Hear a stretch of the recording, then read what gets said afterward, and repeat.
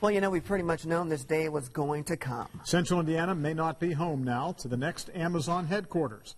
Amazon announced that it will split HQ2 between a neighborhood in Queens, New York, and one in Arlington, Virginia. And it also plans to open a new operations center in Nashville, Tennessee. So leaders in those areas are taking a victory lap tonight.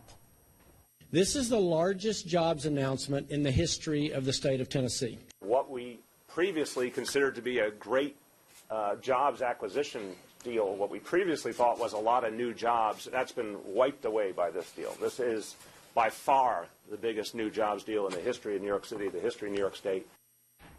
That's a whole lot of jobs, none of which will be coming to Central Indiana. Tonight at 5 o'clock, our own Mary Mills joins us live here in the studio with reaction and new details about a tight-lipped visit by Amazon last spring. Mary? That's right. Well, the Indy Chamber received official word from Amazon this morning in an email, and obviously city and state leaders are disappointed but also proud of being among the top 20, and they're sharing some of the efforts they made to attract Amazon. This video, part of Indy's bid to an Amazon second headquarters. It included scenes of the city and testimonials from business owners.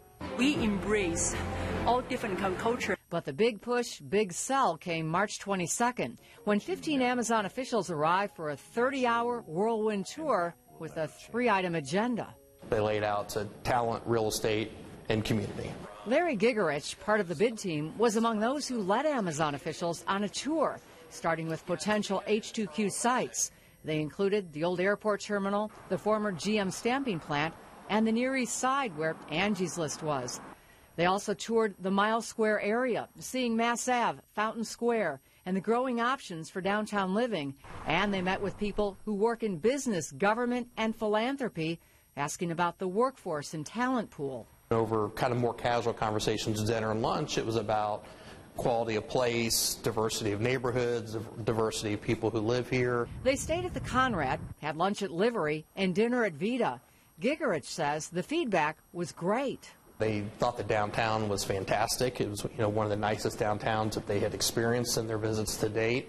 And I think the other big thing was they really appreciated the creative and sophisticated approach that we took to our response. But ultimately, it wasn't enough. We knew from the beginning our population size was certainly a limiting factor. Indy, not yet big enough to fill 50,000 new jobs.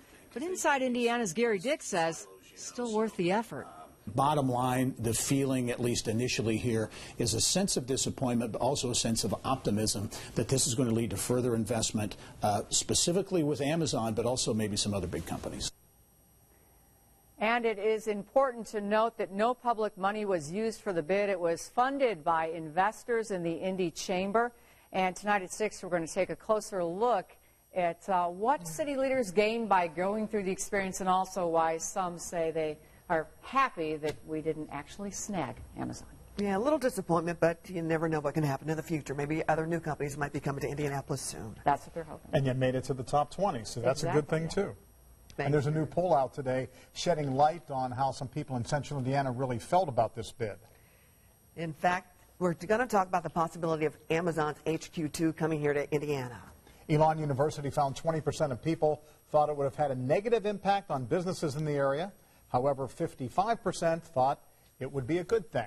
And 47% of people polled said they would have looked into working in HQ2, while the other 53% said they would not.